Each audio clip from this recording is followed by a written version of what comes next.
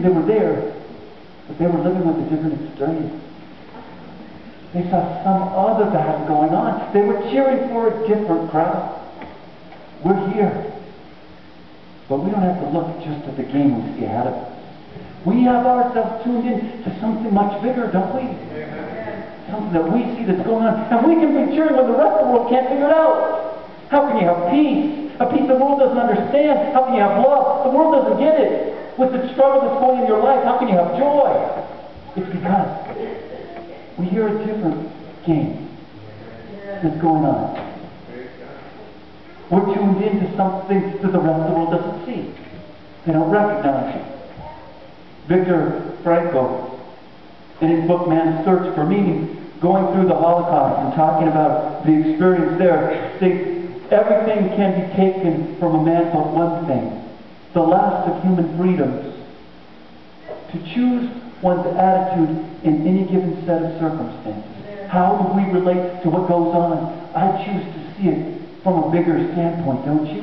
From God's power, from what God's doing, not just from what I see here today.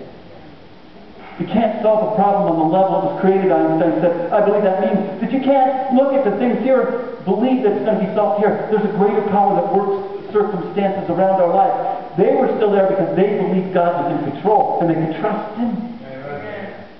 Why are you still here, I ask?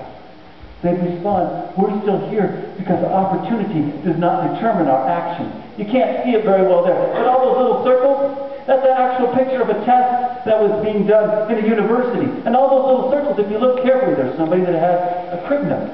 There's somebody there, the guy with his hand like this, it's because he's looking at his neighbor's paper.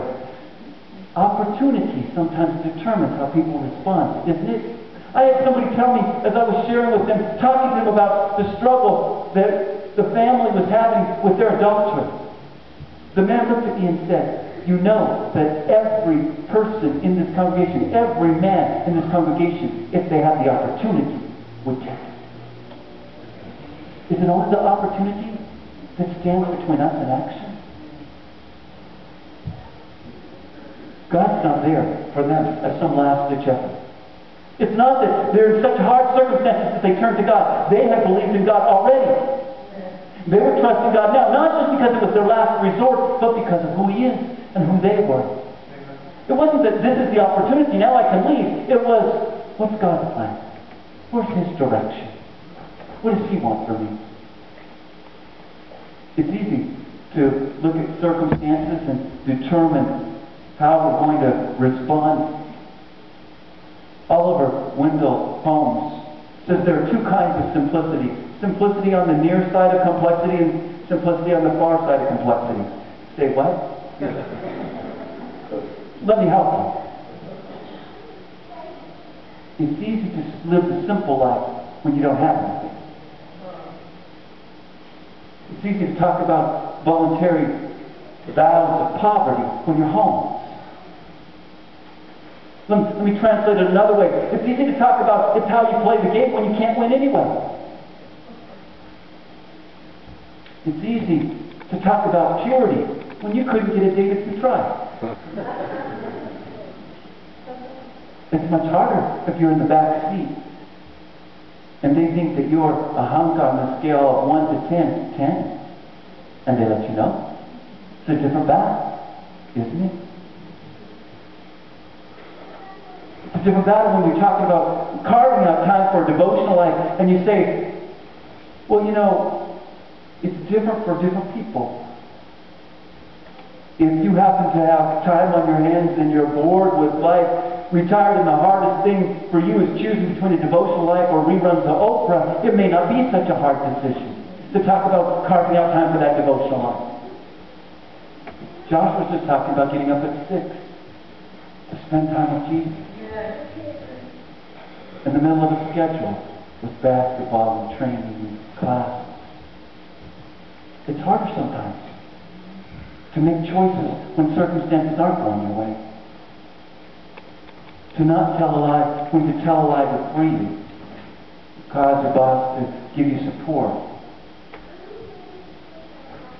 When difficulty comes, to not take your marbles and run home in the struggle and say,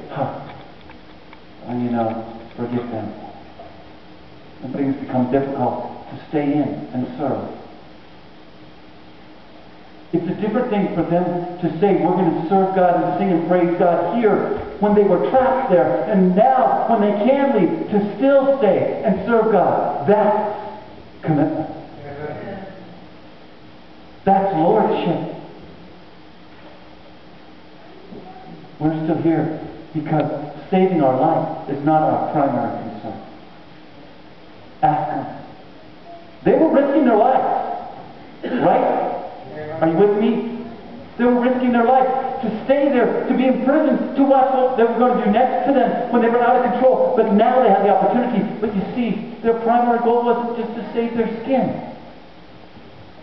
That wasn't their issue. They'd chosen to surrender to God, to give all to Him, to serve Him no matter what the cost. It's a different thing to say, we're standing here because our life is not the most important thing. And I would even bring that down to say, our comfort's not the most important thing. I confess, I'm a baby about needles. I hate needles. Getting a shot, I sat there, that breathing they teach you to practice, I start working on that. As soon as I see them pull out the needle, it's like, okay, I can do this. Actually, I'd rather just have somebody spud me in the stomach. Much rather. Or just hit me right across the face. I'd take one shot like that anytime. Over that needle. And they always squirt it right in front of you so you can see. Something about that, I think there's a little bit of sadness in nurses. They're just like, look how long it is. Just that kind of attitude. But you know what? I'm also allergic to bees. And I swallow and die within a short amount of time. I have a bee sting kit that I carry with me all the time. And I've looked at it and said, could I ever give myself this shot? And I think I could. If I realized it was life and death. I think I could. If I realized that momentary bit of pain could mean eternal hope for myself, a life here, and maybe even ministering to others. I think I could. If I understood that. Couldn't you? For them, you see, they had perspective. They realized that serving here today in these hard circumstances may bring about eternal response for those who they were there